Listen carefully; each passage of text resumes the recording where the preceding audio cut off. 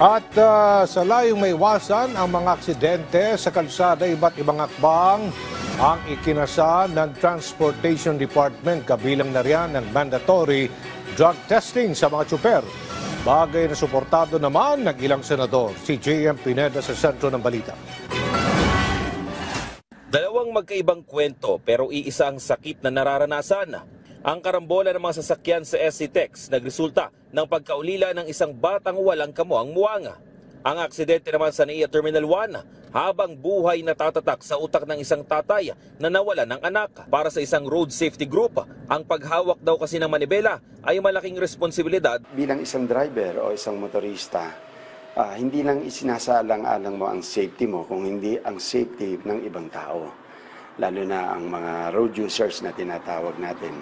Kasama din ang pedestrian at saka ibang motorista na nasa karsada. Kabilang na rin ang mga siklista. Malaking bagay rin daw kung kabisado mo ang sasakyan na ginagamit.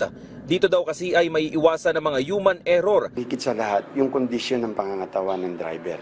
Yung ating pag-iisip, ang ating behavior sa karsada, ang ating pag-uugali, at saka mga pakikitungo sa ibang motorista, lalo na pagka yung nakakat ka o nasasagi ka. Ayon pa kay Stalyo, pwedeng maiwasan ang mga ganitong kanilang aksidente kung alam ng mga driver ang kanilang responsibilidad. Kasama dyan ang tamang pagpapahinga at pagtitiyak na alam mo ang tamang paggamit sa iyong sasakyan. Hindi rin daw tamang dahilan ang antok o pagkagulat dahil buhay ang kapalit sa mga ganitong insidente. Samantala, dahil sa sunod-sunod na mga banggaan, nagbigay na rin ng bagong mga utos ang Department of Transportation, alinsunod na rin sa direktiba ni Pangulong Marcos Jr.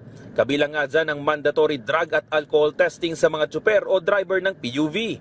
Mandatory, kailangan. Ako po, gayet na gayet nung narinig ko sa news na yung hinuling driver ng Solid North, ayaw daw magpa-drug test. Wala po siyang choice. Wala pong choice. Hindi pwedeng hindi po. Hindi ka pwedeng hindi pumayag. Nakapatay ka ng 10 tao, hindi ka papayag magpa-drug test. Pwede ba? Sabi ni Senator Grace Poe, tungo daw ito sa mas ligtas na lansangan sa bansa. Ayon naman kay Senator J.V. Ejercito, napapanahon na ang paghihigpit pagdating sa pagmamaneho ng mga sasakyan.